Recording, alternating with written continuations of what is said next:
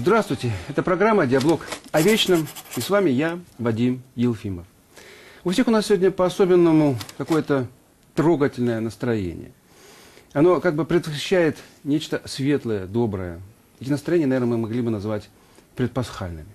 Пасха – это один из самых добрых, уютных, трогательных праздников. Она действительно трогает нашу душу.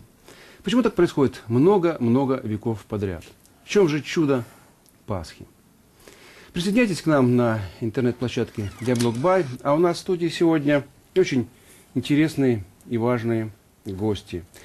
В первую очередь представим даму, сотрудник Центра исследований белорусской культуры, языка и литературы Академии наук Беларуси Боганева Елена Михайловна и протодиакон Максим Логвинов, одновременно еще и руководитель молодежного отдела Минской епархии. Здравствуйте. Ну что ж, дорогие коллеги, у каждого из нас есть всегда некое свое собственное ощущение, представление об этом празднике. Но, как говорится, один раз лучше увидеть, чем 100 раз услышать. Давайте посмотрим небольшое видео представление.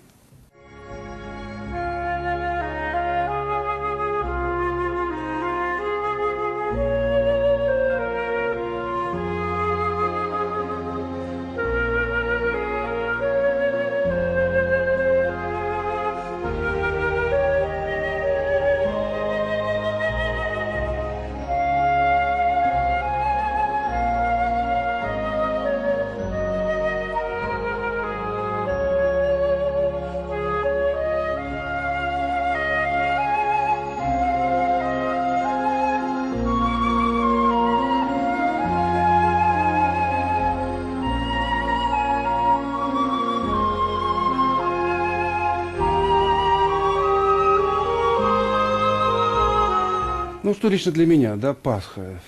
Я вспоминаю с детских лет, это в первую очередь бабушкины натруженные морщинистые руки, да, которые прямо у меня на глазах совершали волшебство. Они превращали с помощью обычного лука обычные яйца в пасхальные. Вот это для меня чудо, и вот это, так сказать, вот то, что, да, для меня Пасха.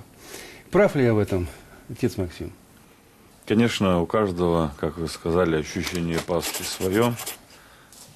Конечно, как христианин, как служитель церкви, я должен сказать о том, что прежде всего у Пасхи есть внутреннее содержание, а потом уже традиции народные, семейные. И вот представленные в этом видеоряде картины нам показывали в основном какие-то продукты питания. Это, конечно, очень хорошо и очень так позитивно, особенно после продолжительного поста. Но в то же время, вы знаете, наверное, вот этот пост, который был достаточно долгое время, 40 дней, затем Страстная Седмица, самая напряженная, самая сложная, когда уже мы забываем о себе и пытаемся сострадать Христу, который отдает себя за нас. Все это позволяет нам действительно по-настоящему встретить праздник, действительно выстрадать эту Пасху. Чтобы это был мой праздник, мое торжество, а не просто какой-то народный или церковный обычай, который из года в год повторяется. Вот. Но в то же время, конечно, очень теплое ощущение и от того, что вся семья накануне собирается, протирает там этот творог через сито, потом в форму, под гнетом стоит творожная Пасха, куличики печем, яйца красим. Все это очень, конечно, такие добрые моменты, семейные, традиционные, красивые. Без них, конечно, тоже сложно представить себе Пасху. Но лично для меня Пасха начинается, наверное, вот как раз с Великого Четверга. И самые такие трагические дни Великой Пятницы, День смерти Господа, и Великой Субботы, когда такое звенит в воздухе предвкушение, когда на богослужении, которое во многих храмах совершается тоже ночью, накануне, ночь с пятницы на субботу, в момент чтения Святого Евангелия уже отлагаются черные постные облачения, все священнослужители переодеваются уже в белые, и многие прихожане, прихожанки особенно, зная эту традицию, снимают с головы темные постные платочки, одевают белые. и там еще нет такого ликующего торжества, но в то же время уже такое вот предчувствие, что Пасха пришла, вот она уже стоит при дверях, и вот сейчас, с минуты на минуту, настанет это великое торжество. Абсолютно верно. Елена Михайловна, вот отец Максим, да, нам раскрыл глубину, да, если сказать так бы, религиозную глубину этого праздника. Но все-таки мы не можем отрицать, что в дохристианскую эпоху, да, мы не знали, да, что Христос воскреснет. А уже в христианскую эпоху мы знаем, что всякий раз, да, это чудо воскрешения все-таки произойдет. И оно, может быть, уже не столь трагично нами воспринимается. И когда народ готовится к празднику, все-таки это предвосхищение радости, да. Может быть, мы и готовимся, какие-то духовные практики применяем, но мы ждем радости. Мы уверены, что этот светлый праздник произойдет. Как это вплетается в, скажем так, ну, если вот, в душу нашего народа? Вот тогда вот готовить те же куличи. Наверное, бабушки наши, да, мамы вкладывают не только труд свой, но и душу в эти куличи. Безусловно. Ну, вы упомянули здесь о дохристианских временах. Дело в том, что мы не знаем, что именно и как происходило в это время, в дохристианские времена. У нас просто нет таких мы связи не проведем, да. Это можно только там, ну, предполагать, что-то такое гипотетически там выстраивать и так далее. Но дело в том, что христианство на Беларуси, как и, собственно, как и в России, 1000 лет. И этого более чем достаточно, чтобы сложились традиции, правильно? Этого, да, более чем достаточно, именно чтобы сложились традиции и сложилось именно христианское понимание этого праздника. Именно как центральной вот такой точки календарного года, когда, ну, во-первых, действительно, то, что Новый год у нас был весенний, и, ну, предположительно, да, начинался от весеннего равноденствия, ну, это факт. Просто от дошедших к нам волочебных песен, а волочебные песни – это пасхальные как раз песни. В первый и второй день Пасхи это чисто белорусская традиция, которой нет у других народов, даже у соседних к нам, только вот на самых пограничных вот таких местах аналогичная. Так вот это маркер как раз именно нашей территории. Совершались такие пасхальные обходы. Их называли, значит, самих обходчиков называли волочебниками, лоловниками, раешниками, кукольниками. В разных местах по-разному. И они заходили в каждый двор и пели величальные, так называемые величальные песни хозяину, хозяйке, взрослым детям. Где-то какая-то параллель, да, с новогодними традициями. Да, безусловно. И колядные обходы, вот, и волочебные обходы, они где-то очень похожи. И главное, что вот песни, маркеры вот этой одинаковости, они как раз очень похожи. И вот в этих песнях именно календарный год четко начинается с весны, когда Бог стал святки сбирать, стал святки считать. Перша, значит, и вот если это, допустим, колядное, рождественский обход, будут петь «Перше Рождество наперед пошло».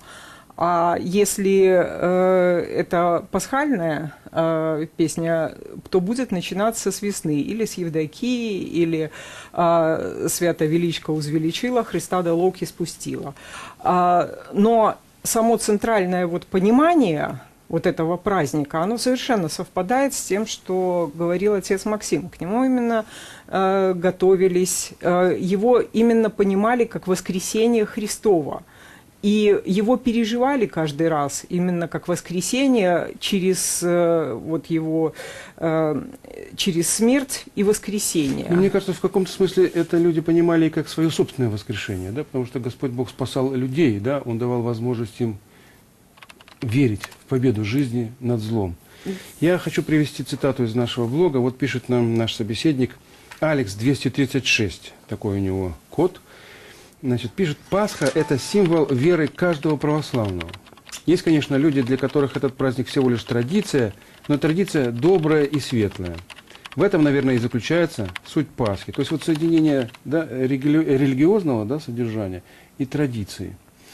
Есть ли в этом, скажем так, какая-то особенная смычка, сила, может быть, да, нашего духовного настроя народного, отец Максим?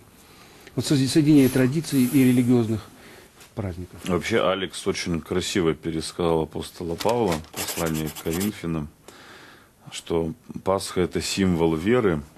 И апостол Павел так и говорит: если Христос не воскрес, то вера наша напрасна.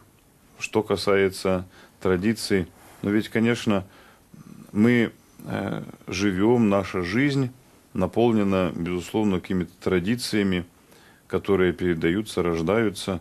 Главное, что Пасха вдыхает в наши традиции, в нашу жизнь, в наш быт совершенно новый духовный смысл.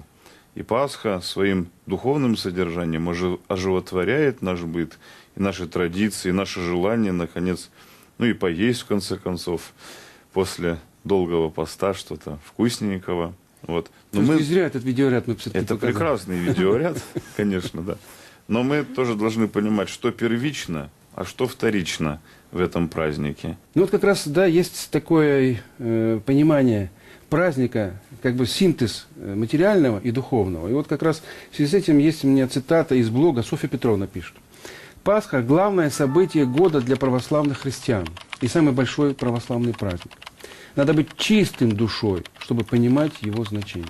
Христос воскрес из мертвых, своим воскресением победил смерть и принес живущим надежду на спасение.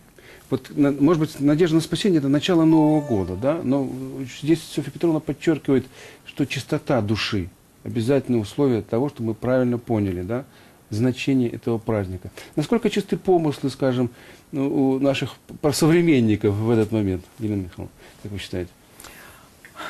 Знаете, мы общаемся в основном со старшим поколением, мы их называем носители традиции.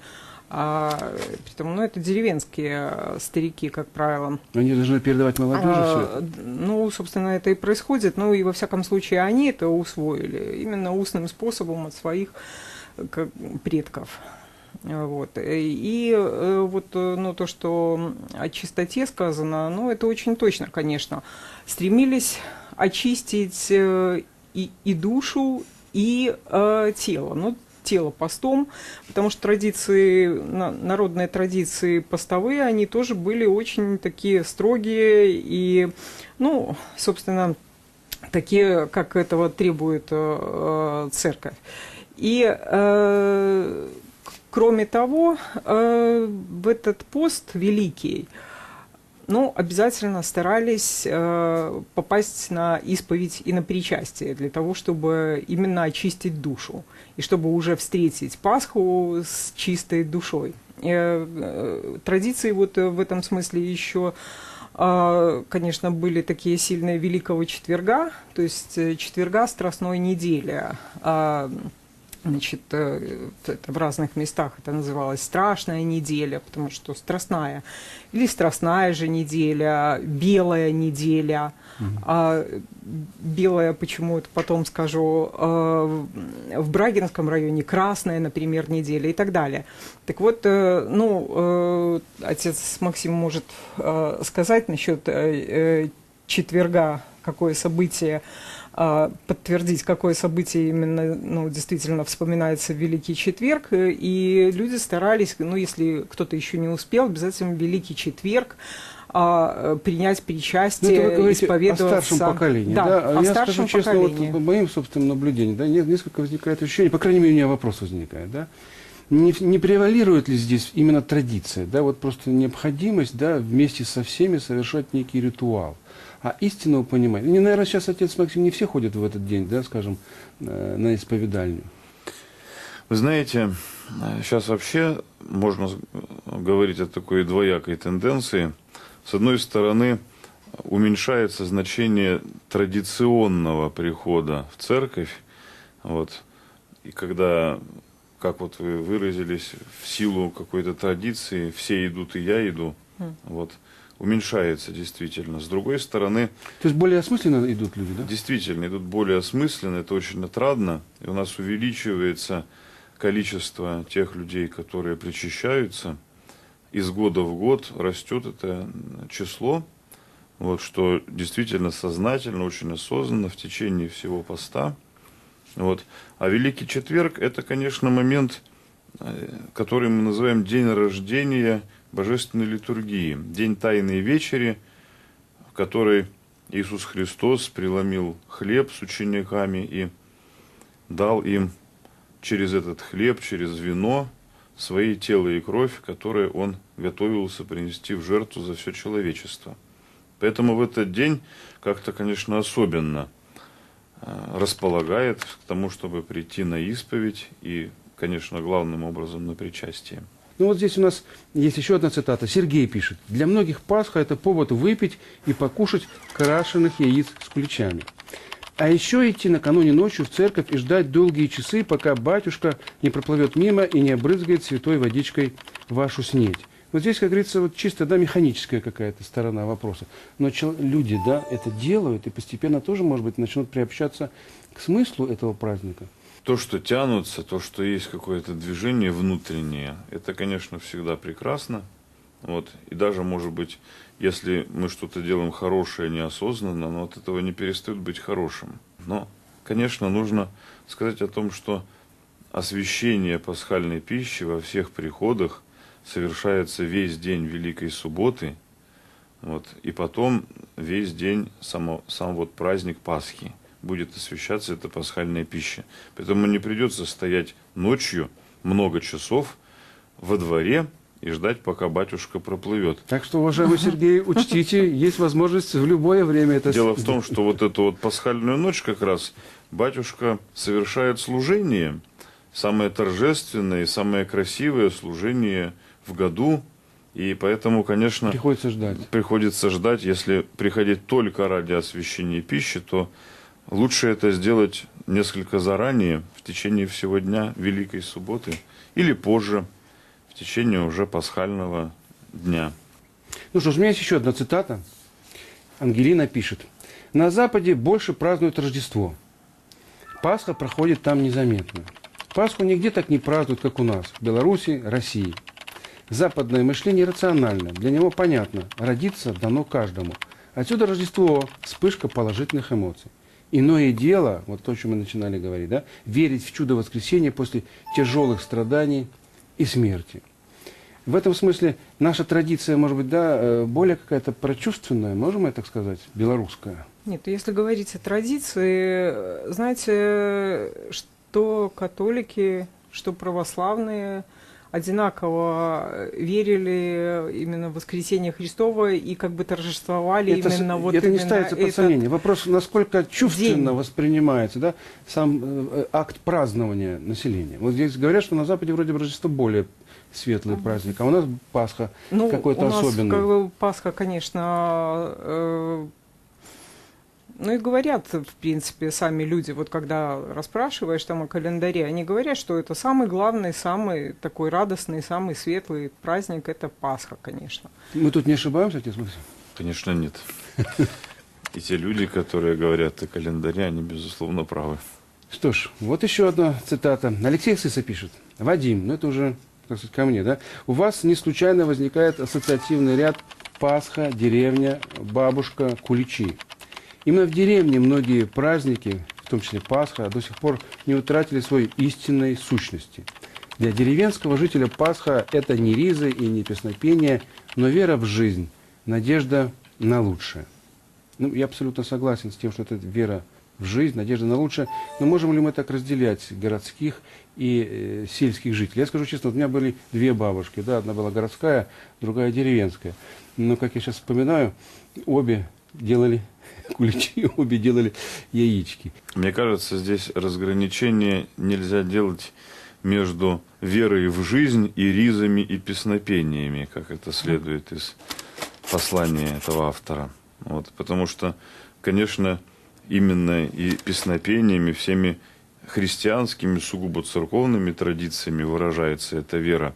А потом уже верующее сердце и городского жителя, и деревенского диктует ему, чтобы он делал что-то хорошее, доброе в этот день, чтобы он устраивал праздник для своей семьи, в той мере, в которой он может это организовать и позволить себе. И понять. Елена Можно, Михайловна, да, дополню Да, как раз пожалуйста. вот последнее, о чем говорил отец Максим, о том, что действительно Пасха очень такой еще семейный праздник, конечно, потому что, ну, конечно, старались, я говорю вот о традиции, именно старались идти на всеночную, но только уже самые старики, немощные, больные оставались дома. И те, кто оставался дома, тоже было такое, дверь не запирали, притом двери дома, двери хлевов были не заперты. И свет горел всю ночь. А когда возвращались из церкви, ну, в народной культуре вообще как бы всегда было такое понимание, что вокруг все живое. И вот на Могилевщине, например, рассказывали даже так, что вот приходили из церкви, обнимали яблоню и говорили «Христос воскрес!» И думали, что, творение Божие, правда? да, и что будет яблок, вот много в этом году должно быть. Или с пчелами то же самое христосовались и рассказывают, что вот пчелы еще из улья не вылезали, а тут, значит, вот к ним подходишь, Христос воскрес, а они тебе в ответ. То есть вера в то, что чудо везде происходит. Да, что чудо происходит именно везде. И семья собиралась разговляться именно вместе. Почему вот уже все именно, и кто был в церкви, и кто не был в церкви, и маленькие дети. Вот, это с одной стороны. А с другой стороны, все-таки старались еще на трапезу, на общую, пригласить или беднейших, ну там, совершить своих, добро. да, односельчан, или даже вот, ну, как вот раньше рассказывают, когда нищие ходили по селам, то, ну, в эти дни они никогда не бывали То есть наши голодные. предки не делились, и нам не надо делиться на городских и деревенских. Вот Ирина пишет: Пасха – это праздник добра и чистоты. Чистота в доме и душе, вера в хорошее и доброе. Это древняя традиция, сохраненная для нас нашими предками. И очень хочется, чтобы эту традицию сохранили наши внуки и правнуки. Вот это самое главное, да, чтобы эта традиция не прерывалась ни в коем случае. Чтобы мы стали носителями, да, и передали эту эстафетную палочку. Эти традиции еще живут у нас? Безусловно. Как они, может быть, как-то развиваются или все-таки в некой своей константе сохраняются? Они сохраняются скорее. Хотя, безусловно, в них привносятся какие-то современные элементы. Не без этого жизнь-то меняется. Вот. Хотя вот какие-то, например, вот когда я говорила о волочебном обряде, ну вот эта традиция, она здесь такая консервативно сохраняется форма, то есть вот обращение, величание хозяйки, хозяину, там, взрослым детям, или просто песня такая общая ко всем, поздравительная с праздником. Значит, это сохраняется как бы вот форма в своей неизменности. И то, что вот здесь проходит среди участников блога и о чистоте, да, вот чистота душевная, вот это мы сказали, и чистота как бы еще вокруг тебя. Встретить Пасху, чтобы вокруг тебя было все чисто. Поэтому вот Великий Четверг еще часто в народе называли чистым четвергом. И к этому времени или в сам этот день старались все побелить, почему и белая неделя иногда называлась. Ну, это чисто визуально, но душевная да, чистота должна быть. Да, безусловно. Но и вокруг тебя вот это вот старались, чтобы все было вымыто, чтобы все было чисто, чтобы все, как говорят они сами, вот бабушки вспоминают, как они все это вычищали, что чтобы все вокруг звенело, что вот заходишь в дом, и аж эхо идет. Отец Максим, наверное, в этом и особенная сила, да, религиозной традиции, пасхальной традиции, в том, что она пробуждает лучшее в народной душе, в душе человека. Собственно, вера наша к этому и призвана, чтобы сделать человека лучше, чище, добрее, терпимее, снисходительнее. Собственно, ради этого мы и живем, чтобы из того, что нам дано, мы бы попытались, образно говоря, конфетку сделать. Спасибо вам большое. Напоминаю, у нас в студии были сотрудник Центра исследований белорусской культуры, языка и литературы Академии наук Беларуси Боганева Елена Михайловна и протодиакон Максим Логвинов, руководитель молодежного отдела Минской епархии. От себя, дорогие телезрители, добавлю: торжество жизни, оно вечно. И в этом смысле у нас всегда будет тема для нашей передачи. Слава Богу, вечность жизни подтверждена воскресением Христа. Напоминаю, мы с вами вели беседу в предпасхальные дни. Желаю вам еще раз всего хорошего. С вами был Вадим Елфимов. До новых встреч на диалоге о вечном.